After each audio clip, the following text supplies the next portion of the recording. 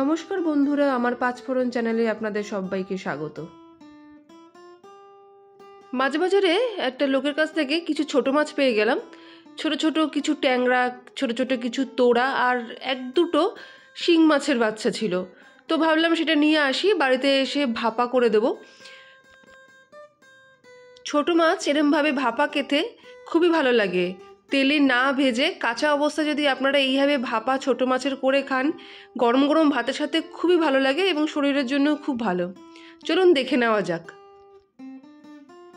ট্যাংরাগুলো ভালো করে ধুয়ে গোটা গোটাই রেখেছি, আর কিছু তোড়া শিং এগুলো একটু ছোটো ছোটো টুকরো করে নিয়েছি। ভালো করে ধুয়ে পরিষ্কার করে একটা পাত্রে নিয়ে নিলাম।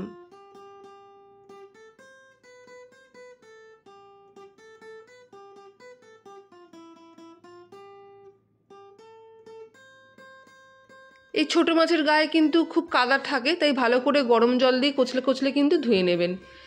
এবার মাছগুলোর মধ্যে আমি খানিকটা লবণ এবং খানিকটা হলুদ ভালো করে মিশিয়ে দেব।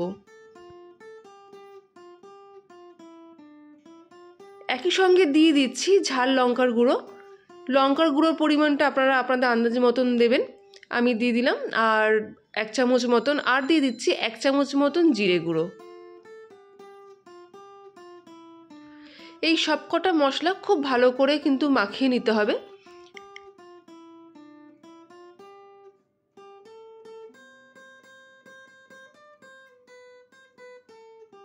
মশলাগুলো মাখানো হয়ে গেছে।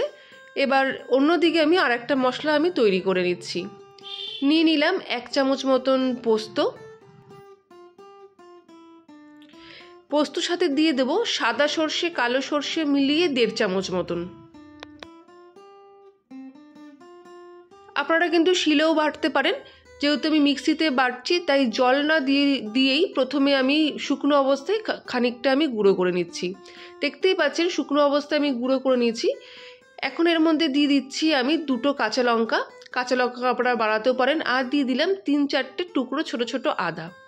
আর সর্ষে বাটার সময় অবশ্যই দিতে হবে একটু লবণ, দিয়ে সামান্য জল দিয়ে এটার একটা ফাইন পেস্ট তৈরি করে নিলাম।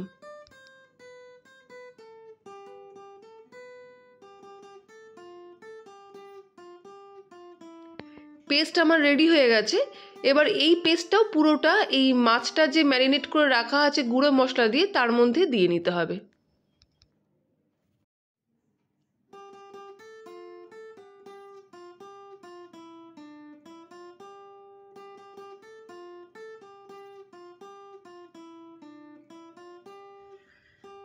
দিয়ে দিলাম পোস্ত আর সর্ষের পেস্টটা, আর দিয়ে দিলাম এর সঙ্গে হাফ টমেটো কুচোনো।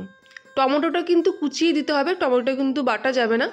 আপনারা এখানে হাফ টমেটো কুচোনো দিয়ে দেবেন। আমিও হাফ টমেটো ছিল, আমি সেটা দিয়ে দিয়েছি। সমস্ত মশলা কিন্তু খুব ভালো করে মেশাতে হবে। খুব ভালো করে মিলিয়ে দেওয়ার পর জল খুব একটা বেশি লাগবে না। আমি মিক্সারের যে জারটা ছিল মশলা লেগেছিল ওইটা ধুয়ে যেটুকু জল সেইটুকুই আমি দিলাম। এর থেকে বেশি কিন্তু জল একদমই লাগবে না।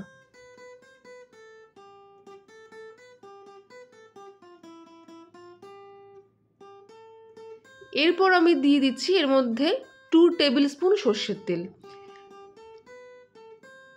সর্ষের তেলটা দিয়ে এবার আবারও খানিকক্ষণ খুব ভালো করে মিশিয়ে নিতে হবে মশলাটার সাথে। দেখতেই পাচ্ছেন এরকম অবস্থায় ভালো করে সর্ষের তেল দিয়ে মাখিয়ে রেখে মোটামুটি আধ ঘন্টা এটা ম্যারিনেট করে রেখে দিতে হবে।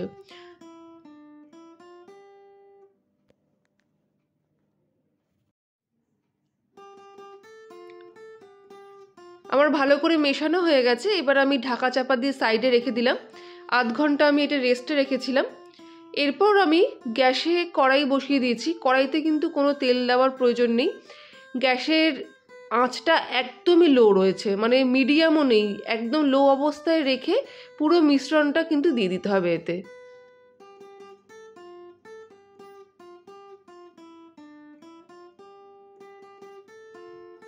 মাছের বাটিটার মধ্যে যে একটু মশলা লেগেছিল সেটাতে আমি হালকা জল দিয়ে দিলাম। এর বেশি জল দেওয়ার এই রান্নায় একদমই প্রয়োজন নেই।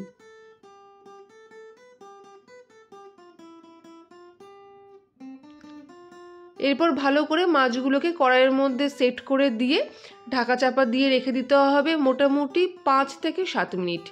গ্যাসের আঁচ কিন্তু একদম নিচুতেই থাকবে, এটা কিন্তু একদমই বাড়াবেন না।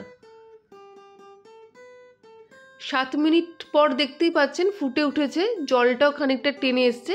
এবার খানিকটা উল্টে পাল্টে দিতে হবে, খুব সাবধানে দেবেন যাতে, যেহেতু কাঁচা মাছ ভেঙে না যায়, তাই খুব সাবধানে উল্টে পাল্টে দিয়ে আবারও 5 থেকে 7 মিনিট এটাকে ঢাকা চাপা দিয়ে রাখতে হবে।